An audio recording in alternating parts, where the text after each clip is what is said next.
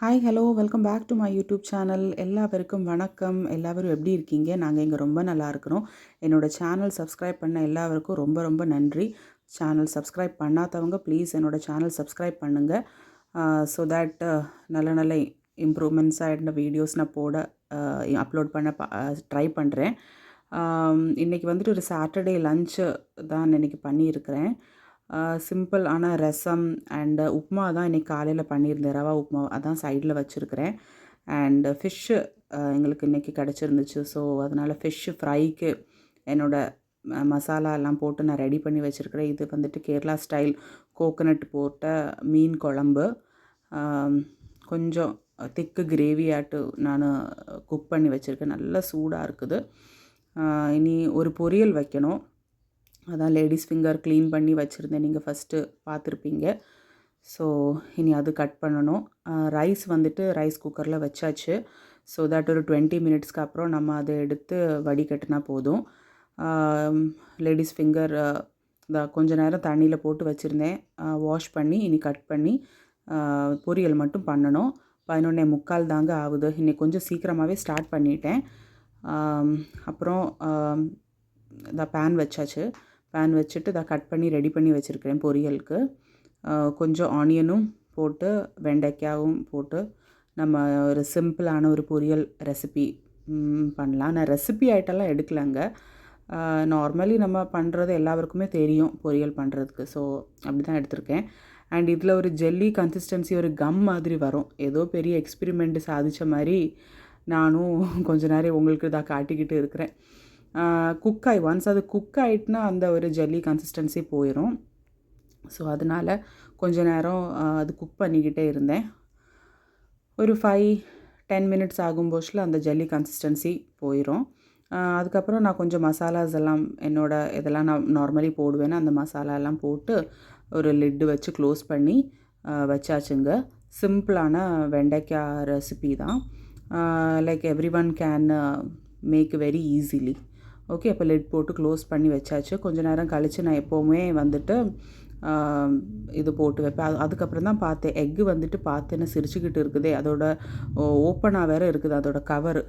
நான் ஃபஸ்ட்டு பார்க்கவே இல்லை. அதுக்கப்புறம் தான் பார்த்து ஓகே, நம்ம கை ஏதாச்சும் பட்டுச்சுன்னா எக் எல்லாமே புல்சையும் ஆம்லேட்டும் ஆயிரும். அதோட நம்மளுக்கு அது எடுத்து வைக்கணுன்ட்டு நேற்றுக்கு வாங்கிட்டு வந்தது. நான் ஆக்சுவலி வைக்கலை எடுத்து. ஃபஸ்ட்டெல்லாம் நான் ஃப்ரிட்ஜில் வச்சுட்டு இருந்தேன். ஆனால் இப்போ வந்துட்டு ஃப்ரிட்ஜில் வைக்கிறது இல்லைங்க. நார்மலி ஒரு ட்ரே இருக்குது எக்குக்கு. ஸோ அதில் தான் ட்ரேயில் தான் இப்போ எக்கெல்லாம் அரேஞ்ச் பண்ணி வச்சுக்கிட்டு இருக்கிறேன். அண்ட் இது லெட்டு போட்டு இடையில கொஞ்சம் நம்ம கிண்டி கொடுத்துட்டு இருந்தால் போதும். இப்போ இது எக்கு ரெடி பண்ணி வச்சாச்சு.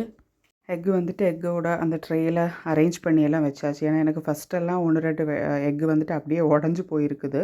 அதனால தான் இது வந்துட்டு காலையிலே கொஞ்சம் பாத்திரங்களெல்லாம் இருந்துச்சு. அதெல்லாம் க்ளீன் பண்ணி கழுகி வச்சுருந்தேன். ட்ரேயிலே அப்படியே வச்சுருந்தேன், எடுத்து வைக்கல.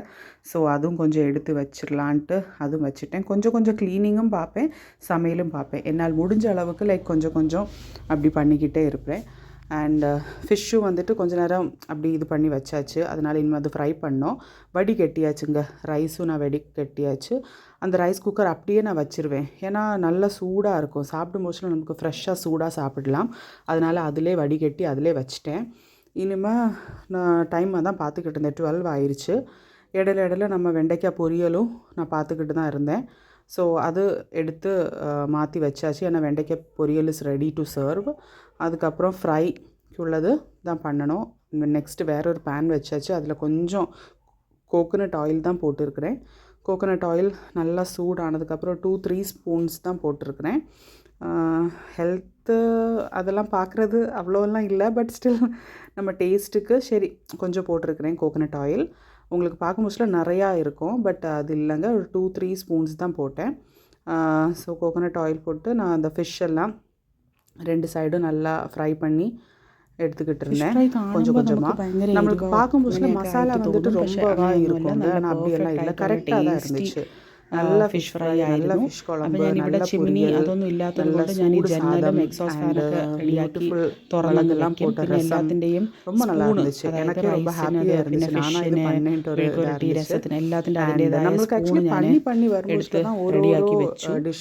സോ ദാറ്റ് നമുക്ക് വിളമ്പുന്ന സമയത്ത് സமையல்லாம் முடிச்சிட்டு நல்ல ஹாட் ஸோ அண்ட் ரொம்ப வருஷம் ചൂടായിട്ട് എക്സ്പീരിയൻസ് നമ്മളുടെ ഓൾമോസ്റ്റ് அதெல்லாம் இல்லை, ഡൺ ബട്ട് ആയിട്ടുള്ള எனக்கு ഒരു பிடிக்கும். அதுக்கப்புறம் ഫിഷ് ഫ്രൈ ஹஸ்பண்டுக்கு நான் ആയിരുന്നു. வெயிட் പിന്നെ பண்ணிட்டு ചേട്ടനെ இருந்தேன். ഞാൻ വെയിറ്റ് அவங்க ചെയ്ത് மத்தியானம் ഇരിക്കുകയായിരുന്നു. சாப்பிட்றதுக்கு வருவாங்க ഒരു அவங்களோட ലഞ്ച് 12:30 ടൈമിൽ. 12:45 ஸோ ഒക്കെ அதனால் ആയപ്പോഴത്തേക്കും கொஞ்சம் நல்ல ലഞ്ച് வெயில் പരിപാടികളൊക്കെ ரொம்ப ഉണ്ടാക്കി வெயில், കഴിഞ്ഞു. പിന്നെ ரொம்ப சூடு. നല്ല ஸோ கொஞ்ச വെയിലായിരുന്നു. நேரம் அங்கே പിന്നെ வெளியில் இருந்து ഞാനങ്ങനെ அவங்களுக்கு வெயிட் കുറച്ച് பண்ணிட்டு നേരം இருந்தேன். என் பொண்ணு വെളിയിൽ வந்துட்டு നിന്നു. டான்ஸ் മോള് கிளாஸ்க்கு ഡാൻസ് போயிருந்தா, ക്ലാസ്സിന് அதான் இல்லை പോയിരിക്കുകയായിരുന്നു. இங்கே. അതുകൊണ്ടാണ് അവളെ அதுக்கப்புறம் കാണാത്തതിൽ. அவங்க അങ്ങനെ வந்ததுக்கப்புறம் പിന്നെ அந்த നോക്കി ஃபிஷ் നിന്ന് கறி, ചേട്ടൻ വന്നപ്പോഴത്തേക്കും ஃபிஷ் ചേട്ടൻ ஃப்ரை, എടുത്ത് കൊടുത്തു.